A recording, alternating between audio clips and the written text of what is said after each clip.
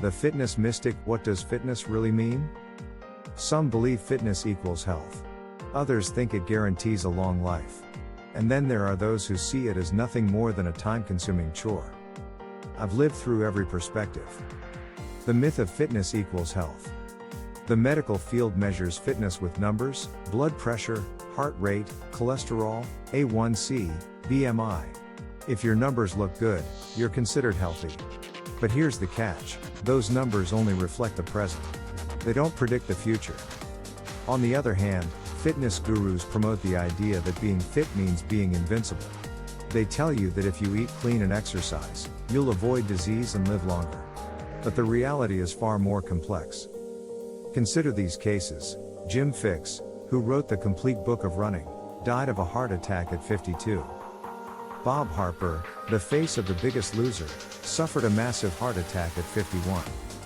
Sam Standerwick, a young, fit man who worked out daily and followed an ultra-healthy diet, died at 25 from a 70% artery blockage. Fitness didn't save them. Because fitness alone isn't enough. Why fitness still matters. Does that mean you should give up on fitness? Absolutely not.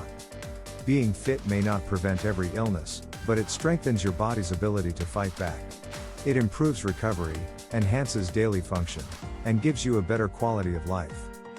Think about it, fitness helps with playing with your kids, walking, running, climbing stairs, lifting, bending, carrying, pulling, pushing, even sex. Yes, let's be real. It's not about six-pack abs or running a marathon. It's about being capable, strong, and resilient, both physically and mentally.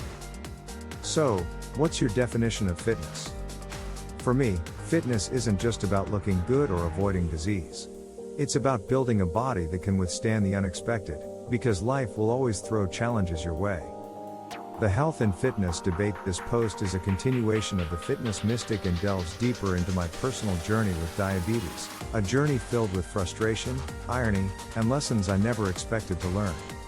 I come from a long line of diabetics. From an early age, I believed that if diabetes ran in your family, you were destined to get it. That thought terrified me. I wasn't just scared of the disease, I was terrified of needles. The idea of injecting myself with insulin every day was horrifying. So, I made it my mission to outwork my genetics. I became obsessed with fitness. I was a beast, bodybuilding, racing bikes, running marathons, and swimming. I pushed myself to the limits, sculpting my body into peak condition. I was in the best shape of my life, competing in the Ironman competition, convinced I had found the ultimate hack. If I stayed fit, diabetes wouldn't touch me. Or so I thought. The first warning sign then, one day at the gym, everything changed. I was mid-workout when I suddenly blacked out.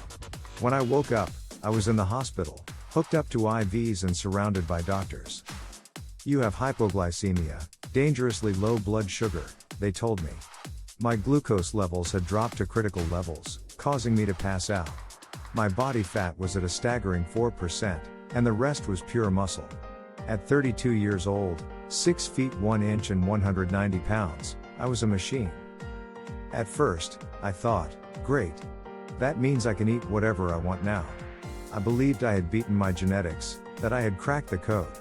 Diabetes wasn't going to get me. But my victory was short-lived. The harsh reality hits. Just 6 months later, I was back in the hospital. This time, the diagnosis was hyperglycemia, high blood sugar. Wait. What? I was still the same weight, still training like an elite athlete, still eating a strict bodybuilding diet. Yet, somehow, my blood sugar levels had skyrocketed. The irony was maddening. I had dedicated my life to health and fitness to avoid diabetes, yet here I was, a diabetic. I was furious. After everything I had done, the hours in the gym, the sacrifices, the clean eating, how did this happen? Then came the real gut punch. The doctors told me that because of my family history, I was destined to develop diabetes no matter what. No amount of training, dieting, or clean living could change that. It was written in my DNA. I felt like I had wasted years chasing an illusion. If I was going to get diabetes anyway, did that mean I could have just lived a carefree life? Could I have skipped the grueling workouts, the strict diets, The sacrifices? Denial and the breaking point. I refused to accept it. I was still running, lifting, swimming, and doing everything right. I wasn't about to let some doctor tell me that my efforts were meaningless. Then I wound up in the hospital again. This time, my A1C, a measure of blood sugar levels over time, was 18. To put that into perspective, a normal A1C is below 5.7. A reading of 12 is considered life-threatening.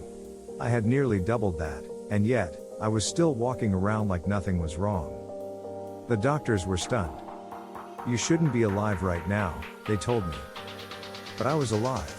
And despite my frustration, I realized something crucial. Fitness hadn't saved me from diabetes, but it had saved my life.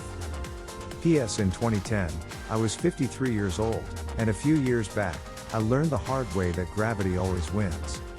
I was flying down a mountain on my bike, feeling invincible, until I wasn't. Head first into the ground, cracked my skull and knocked out cold. They airlifted me to the hospital, but there wasn't much they could do except stitch me up and let my skull regenerate on its own. I figured I'd beaten the law of averages once again. Boy, was I wrong. Fast forward to 2024, now 67 years old. Suddenly, I couldn't walk any real distance. Balance issues had been haunting me since the crash, but now? It was next level. For a year, doctors ran tests, shrugged their shoulders, and left me with more questions than answers. Then, finally, one doctor had a light bulb moment. A neck scan revealed the real culprit. 5 or 6 vertebrae in my neck were fused together. Their solution? Surgery. They wanted to install what I can only describe as a metal ladder in my neck. I've seen people go through that operation. I've seen what comes after. And I said, hell no. So, in 2024, I took matters into my own hands. I started my own Fix Thyself routine. The irony? I've been a personal trainer for the last 12 years, dedicating my life to helping older folks stay strong, and now, I was my own best client. Here we are in 2025. I can walk again. I can make it to the airport on my own 2 feet. No metal, no ladder, no wheelchair, just sheer willpower and the belief that the body, when given the right tools, can heal itself. I don't think I've healed my neck, but what I did do was generate new nerve pathways down my spine. Oh yeah, I also fixed my hip and shoulder arthritis. And my idea of fixing it is that my joints don't hurt anymore. What I learned here is what I finally understood. Fitness does not guarantee health. You can be in peak physical condition and still suffer from major health issues. Jim Fixx, the man who popularized running, died of a heart attack at 52. Bob Harper, a fitness icon, had a massive heart attack at 51. Fitness strengthens your body, but it doesn't make you immune to disease. Genetics don't define your destiny, but they play a role. You may be predisposed to certain conditions, but lifestyle factors can influence when and how they manifest. This is called epigenetics, the idea that nutrition, stress, and environment can either delay or accelerate the expression of genetic traits. Health is more than just exercise. I was training like an athlete, but I was also under extreme stress, bad marriage, high-pressure job, and a diet that, while great for muscle building, wasn't ideal for my unique needs. Stress, nutrition, and mental well-being are just as crucial as fitness. Fitness still matters. Despite everything, doctors told me that if I hadn't been in such incredible shape, I wouldn't have survived my high A1C levels. My fitness didn't prevent diabetes, but it gave me the strength to keep fighting.